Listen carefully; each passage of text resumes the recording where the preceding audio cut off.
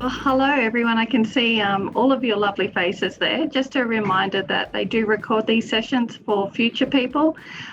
They see my face, not yours, so that's okay. If you've got a question and you'd like to stop me at any time, literally just raise your hand. It's the quickest, easiest way, and then I can call on your name that's on the screen, which I've got Lynn, Diane, and Carol. Is that correct? Well, it's an absolute pleasure to be here today with you. And I'm going to talk to you a little bit about Stroke Safe. So I'll start with a quick story of how stroke has affected my family and why it's important to me. So I started work with the Stroke Foundation 2 years ago. It was after my great-grandmother passed away from a stroke, but 10 years prior to that, my beautiful little 4-year-old also had a stroke. So my daughter had a stroke. Now, she's 14 years old now and free to a good home. So if anyone's got a spare bedroom, she's a teenage girl and she's welcome to move in with you at any point in time. We have lots of wonderful challenges with her. That's what brought me to the foundation. And what I do here is I arrange 30 volunteers to go throughout Queensland to go and speak to everybody about stroke, about how to treat, prevent and beat stroke. So I'm going to take you through a slideshow. I tend to do it quite quickly, and then, as I said, I prefer to have question time at the end if that's okay. So this lovely lady here, Julie, is what you would typically see as a stroke survivor, someone who's a little bit older, maybe in the retirement sector, and you would see her walking with a cane, that sort of thing. All right.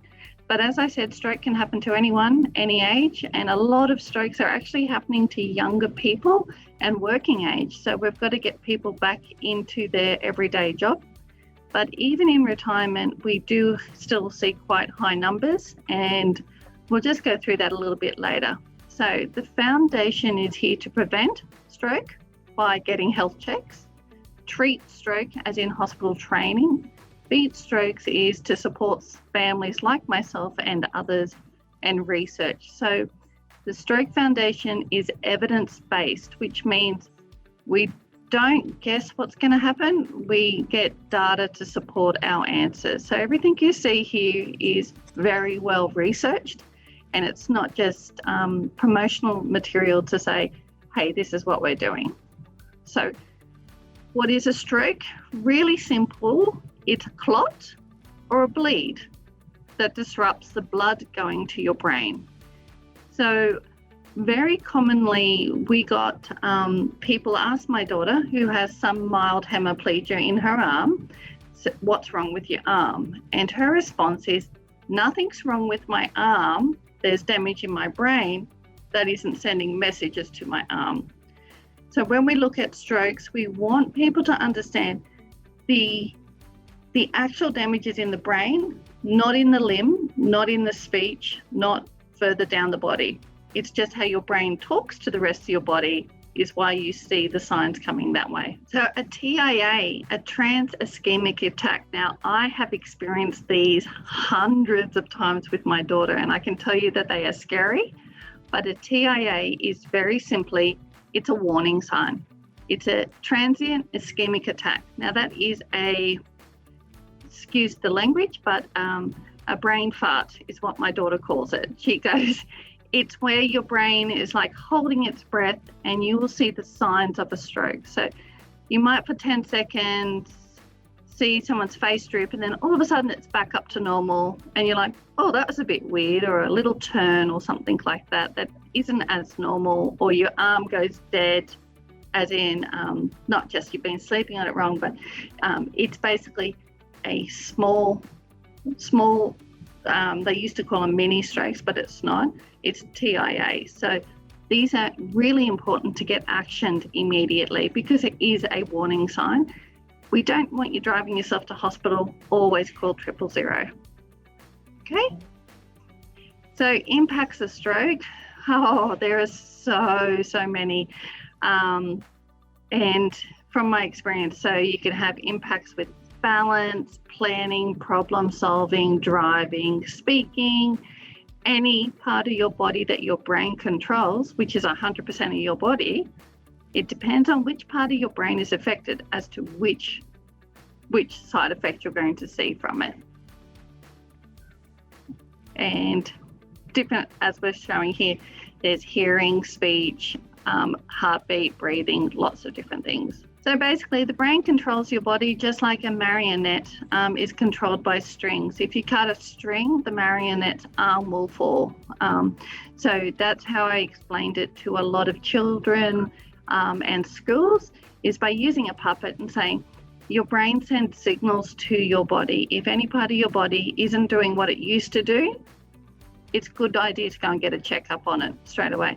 If any of it stops suddenly, then definitely please go and call an ambulance if you're worried about it. But there is an acronym that I'm about to teach you that'll make it super, super, super easy to recognize the signs of stroke. They're not the only signs of stroke, but they're certainly the main ones. So a little bit of statistics. These change daily. So these statistics were created a couple of years back, and we're just waiting on the latest numbers to come out. So my interesting one here is around 30% of stroke survivors are working age. So we've got to get rid of the myth that it only happens to the elderly. We need to say that it can happen to anyone and that we can save a life, even as you are right now. If your families come and talk to you or see you, by teaching this acronym, which I'm about to go into, you can actually save someone else's life externally to the person sitting near you. Okay? So how do you know if someone's having a stroke? The acronym is F.A.S.T, F-A-S-T, okay? Has their face dropped? This isn't very, very obvious and one of the most common, but these signs will not cover all types, okay, of stroke. So just always go back to, if your body's not doing what it used to do, suddenly, then go and seek medical advice. So the first one is, has their face dropped? When my daughter's stroke happened, she walked out of a playroom, her face was completely paralyzed on one side. Just keep in mind, she's now 14 years old and doing an amazing job because we got treatment fast. So she lost speech, or you can ask them to stick out their tongue, and you'll notice that because one side is numb, the tongue will go to the other side. So face, just ask them to smile. One side will go up, not the other side. Can they lift both arms? One of my favorite things to do, and it's quite hard to get a cooperative small child to do this, is to lift both arms straight up like this, okay? Or lift them out in front of them. You will see, and I know this is going to look a bit strange, I'm going to move my camera back. When they lift their arms, they'll do this, okay? Or they think they're lifting their arm, but it's not actually moving. So that's the next one. Speech is one of the most commonly affected things with stroke.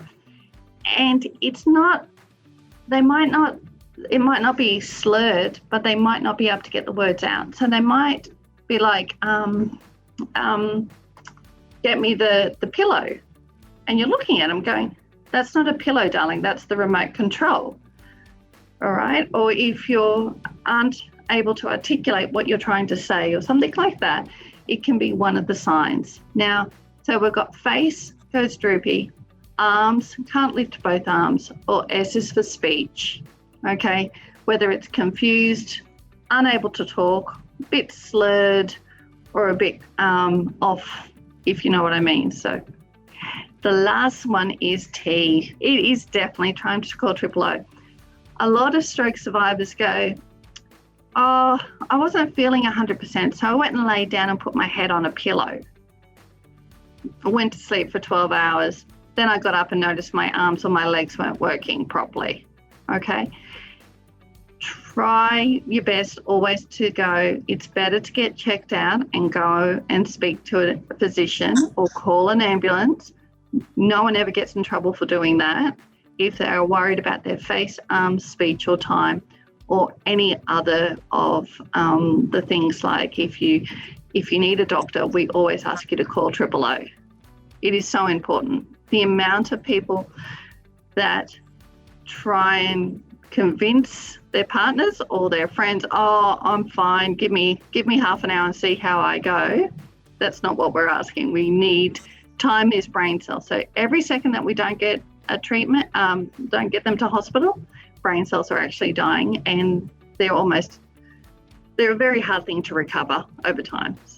But it can happen. So, yeah.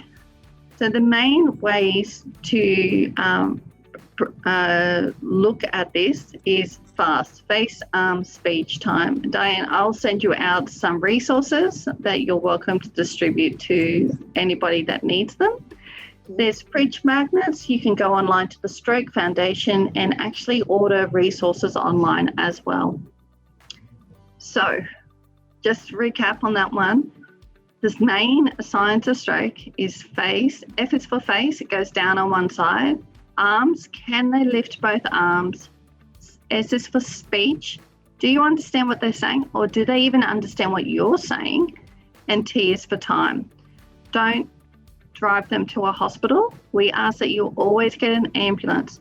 The reason being is because we have amazing developments moving forward with stroke care units, and you go straight past the emergency into the MRI and imaging machines if needed. So they will call a code stroke. So we don't want you to wait in an emergency room for a couple of hours. We want you to go through and get the treatment. Okay. So we've talked about what is a stroke risk, and how to prevent a stroke. This is for anybody wanting to live a healthy lifestyle or doing the best that they can. So know your stroke risk. When you go to your doctor, there are some things that you can't change, like gender, age, family history, previous strokes, and some medical conditions. But more than 80% of strokes can be prevented, and we're finally starting to see those numbers come through as well. Okay? And these can be prevented by making time for a health check. Consistent, regular health checks can really impact your risk of having a stroke. So I'm sure these words aren't unfamiliar to you: cholesterol, diabetes, irregular heartbeat, which is AF. All of these things need to be closely monitored by your doctor or physician, but they do put you at a bit of an increase with stroke. Okay. Eating well.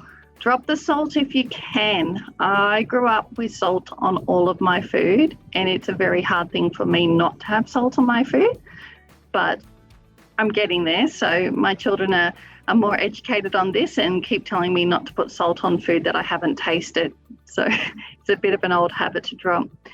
And if you can, substitute your sweet snacks for a savoury one, and drink more water. That will also help you. Stay active. Get up, move around, walk around, stand up while watching TV and do a few stretches. I've always found it's a really good one. Or get involved in your local community groups and community classes that are held through Stocklands, and see what you can do to move around. Okay? And drink alcohol only in moderation. These numbers change constantly. They go 2 standard drinks for men and women, no more than that a day. Now, if you asked anybody in my age group, we would think a standard drink is something about this tall.